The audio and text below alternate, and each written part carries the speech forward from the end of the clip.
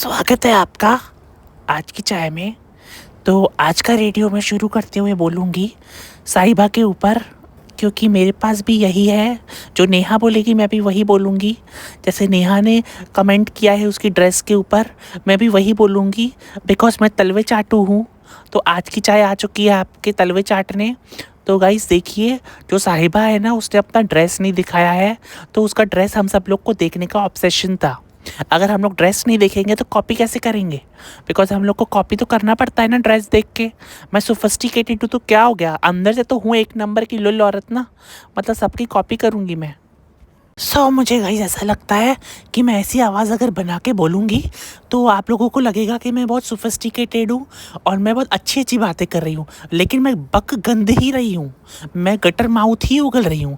बस फ़र्क इतना है कि बाकी सब थोड़ा तेज़ तेज़ बोलती हैं, मैं धीरे धीरे बोल के दिखाती हूँ कि मैं रेडियो की आवाज़ हूँ। और आप सो मैं सो सो ये रखो बोल गाइस में क्या सो मैं कोशिश कर रही हूँ कि मैं हाफ हूँ ना, लेकिन मैं इतनी धीरे धीरे बात करके थक गई अभी मैं।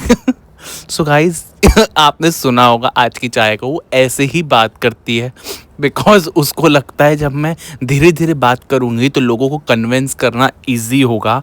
और एक तो सबा का नाम उसने रखा हुआ है साहिबा। ये लोग क्या ये लोग क्या सोच समझ के नाम रखते हैं, मैं कोई समझ में नहीं आता है। कहीं पे उससे बोलती नेहा जी बोलती हैं वो स्कैमर हो गई है क्योंकि उसने अपना ड्रेस नहीं दिखाया, और जो ड्रेस दिखाया वो दूसरा पहना, इसलिए वो स्कैमर है। दीपिका भी स्कैमर है।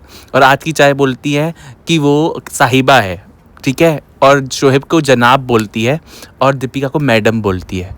मतलब इन लोग ऑब्सेस्ड है, ऑब्सेस्ड लोग। और चाय वाली तो एक नंबर की ऑब्सेस्ड लेडी, जो नेहा बोलेगी उसमें हाँ में हाँ मिलाती है। उसका अपना कोई पॉइंट ऑफ व्यू ही नहीं है लाइफ में।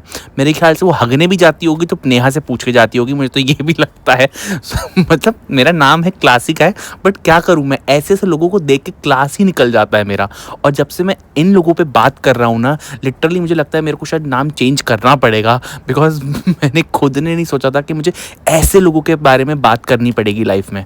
इतने ज़्यादा गिरे हुए और इतने ज़्यादा घटिया लोग जिनकी लाइफ में सिर्फ और सिर्फ नेगेटिव चीज़ों को बोलना ही उनका मोटिव है। और ऐसे लोगों को इतनी गलत फहमी होती है कि अगर हम इंग्लिश में एक्सेंट मारेंगे ना कि I do that is not like that, तो उनको लग रहा है कि सोफिस्टिकेटेड अच्छे लगेंगे, मतलब अच्छे वाले हेटर्स, ऊंचे लेवल वाले। लेकिन उनको नहीं पता कि वो ऐसी चीज़ें करने के बावजूद भी हेटर्स गिरे हुए ही लगेंगे। बिकॉज असलियत आवाज़ बना के आप कितना भी बात कर लो, लेकिन कर तो बुरा ही रहे हो ना, कर तो दूसरे को डिमीन ही रहे हो ना। तो इसमें आप कहीं से सुपीरियर नहीं लगोगे, चाहे आप इंग्लिश में बदतमीज़ी कर लो, चाहे आप हिंदी में बदतमीज़ी कर लो, चाहे आप गटर माउथ किसी भी लैंग्वेज में फैला लो, गटर माउथ ही रहेगा। एक तो दोनों गटर माउथ जो है, चाय वाली और नेवली नेहा, मतलब दोनों की बातें गाइस सिमिलर होती हैं। मतलब आप पॉडकास्ट बनाओ भी तो कैसे बनाओ, जब मैं ऑलरेडी उस पर बना चुका हूँ और इस बेवकूफ़ की बातें भी सेम टू कॉपी हैं, अपनी बड़ी अप्पी को फॉलो कर रही है ये, तो मैं नई बातें कहाँ से लाऊं ऐसे लोगों के लिए? क्योंकि ड्रेस के मुद्दे को इन लोगों ने इतना बड़ा किया हुआ है कि कोई भी अपना ड्रेस पहले नहीं दिखाता है, फंक्शन से पहले कोई भी अपना ड्रेस नहीं दिखाता है, और सबा ने सबके साथ स्कैम किया है, अपना नकली ड्रेस दिखा के कोई और ड्रेस पहना है। इसी चीज़ को ये लोग मुद्दा बनाए जा रहे हैं।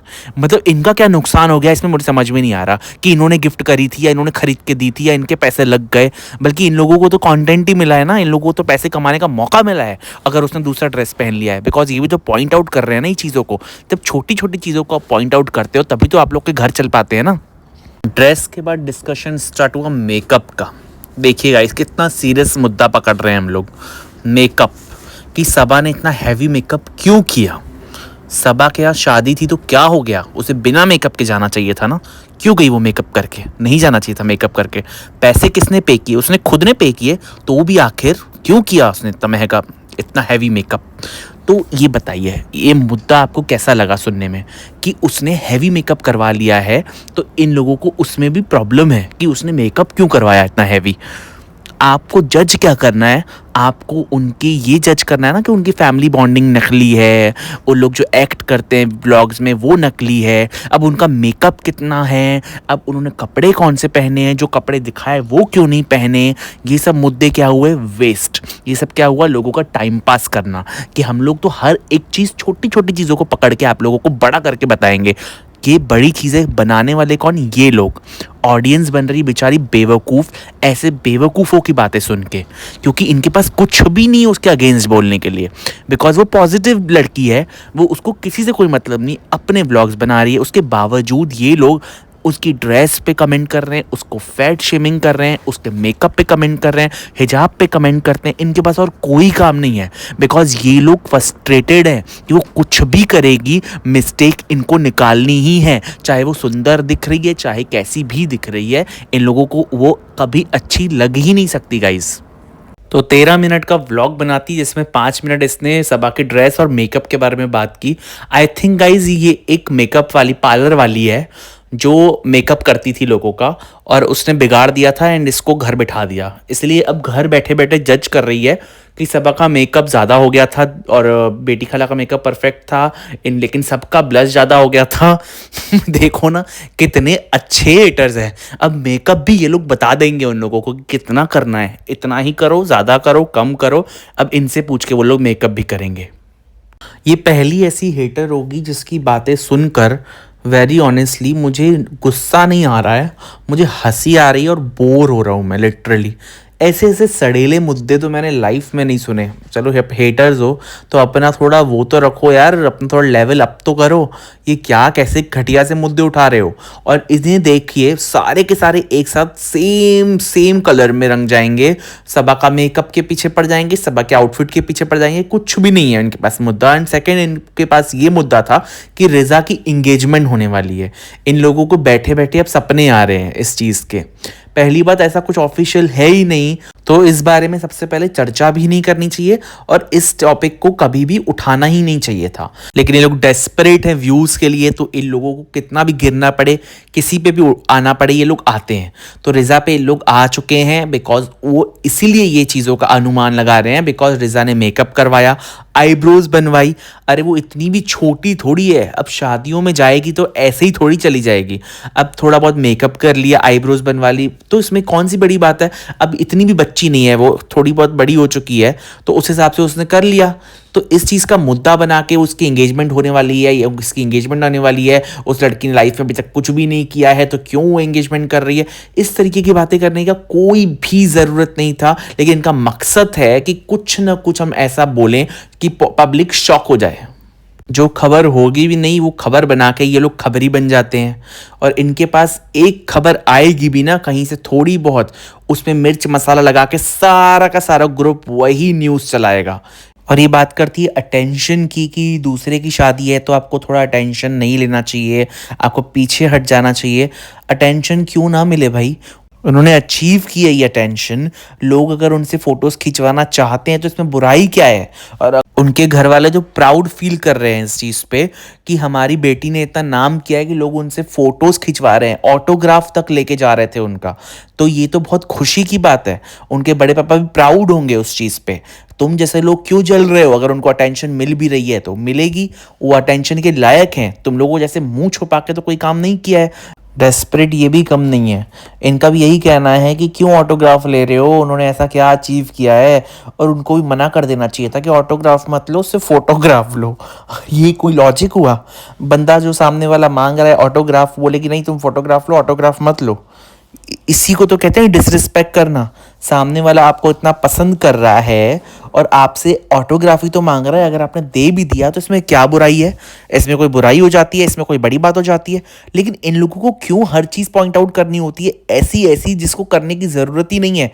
ये लोग भूल जाती हैं क्या ऑब्सेस्ड लेडी, कि आपको सच में पॉइंट्स निकालने हैं, पॉइंट बनाने नहीं हैं। इतना मत ऑब्सेस्ड हो। और तुमसे तो सबा की एक्टिंग होती नहीं है, करती हो, उसके बाद तुम दिखाते हो कि मैंने बहुत अच्छी एक्टिंग कर दी। और ये समझा रही हैं लोगों को कि आप लोगों को क्या ज़रूरत है बच्चों उनका ऑटोग्राफ लेने की, क्यों ले रहे हो, उन्होंने ऐसा क्या कर दिया है। अरे बहनी, तुमने भी ऐसा क्या कर दिया है जो तुम्हें हम लोग सुने या तुम्हें पसंद करें, फिर भी सुन रहे हैं ना टाइम पास के लिए। सबा तो हर किसी की फेवरेट क्यों है? बिकॉज हर किसी के जैसी वो है। लोग जो नॉर्मल पब्लिक है वो रिलेट करती है उनसे, तभी उनको इतना पसंद करती है। तुम जैसे लोगों के साथ रिलेट नहीं कर पाएंगे लोग, बिकॉज तुम लोग दिखते नहीं हो, सबसे पहला पॉइंट। सेकेंडली, तुम लोग जलते हो बिकॉज लोग उन्हें पसंद करते हैं, तुम लोगों को नहीं। तुम लोग को सुनते हैं, भूल जाते हैं, लेकिन सबा का हर कोई नाम जानता है। मतलब लोग अगर उन्हें रास्ते पे भी चलते हुए देख लेना तो वो लोग उनसे फोटो खिंचवाएंगे। उन्होंने इतनी रिस्पेक्ट कमाई है, कमानी पड़ती है, दूसरों के दम पे नहीं बनाई जो तुम लोग कर रहे हो। बाकी के 2-4 मिनट इसने अपने लिए लेते हुए अपनी चीज़ों का भी प्रमोशन कर डाला। मतलब लोगों को काटो, पूरा काटो। पहले सबा की थोड़ी बहुत बात कर लो, बुराई कर लो, साथ ही साथ अपना प्रमोशन भी कर लो, और उसके बाद इस वीडियो से पैसे भी छाप लो। तो इसे ही तो कहते हैं स्मार्टनेस। तो चलिए गाइज, आज का पॉडकास्ट मैं यहीं एंड करता हूँ, बिकॉज जिसके बारे में बात कर रहा हूँ मैं, उसमें बात करने लायक कुछ था ही नहीं। फिर भी हमने उन्हें थोड़ी सी तवज्जो दे दी। इसी के साथ ये पॉडकास्ट मैं यहीं एंड करता हूँ और आपसे मिलूंगा मैं अपने नेक्स्ट पॉडकास्ट में।